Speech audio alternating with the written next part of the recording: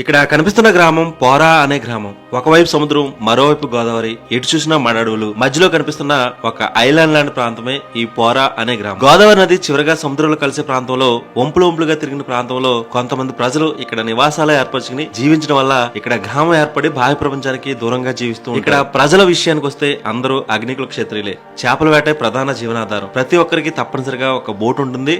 ఎక్కడికి వెళ్లాలన్నా పడవ మీదే ప్రయాణం. ఎటు చూసినా నీరు ఉండడం వల్ల మడ అడవుల్లో బోటుపై ప్రయాణం జీవితంలో ఒక మరపురాని జ్ఞాపకంగా మిగిలిపోతుంది. ఇక్కడ మట్టితో చేసిన ఇల్లు నేటికి కనిపిస్తుంటాయి. అలాగే మడ చెట్లు ఎక్కువగా ఉండడం వల్ల మడ చెట్ల యొక్క కలపను ఇంటికి ఉపయోగిస్తూ ఉంటారు. గ్రామాన్ని కాపు కాచే గ్రామ దేవతల ఆలయాలు ఊరు చుట్టూ మడ అడవుల మధ్యలో నిర్మించి ఉండడం ఇక్కడ విశేషం. ఈ పోరా అనే ఐలాండ్ కి ఎలా వెళ్లాలంటే అమలాపురం మీదుగా కందికొప్ప చేరుకున్న తర్వాత అక్కడి నుంచి 5 కిలోమీటర్లు ప్రయాణం చేస్తే మనం ఆంధ్రప్రదేశ్ రాష్ట్రంలోని డాక్టర్ బిఆర్ అంబేద్కర్ కోనసీమ జిల్లాలోని కాటరంగొండ మండలానికి సంబంధించిన పోరా అనే గ్రామం చేరుకోవచ్చు. ఇలాంటి ఒక ఊరు ఉందని బాహ్య ప్రపంచానికి తెలియాలని కోరుకుతూ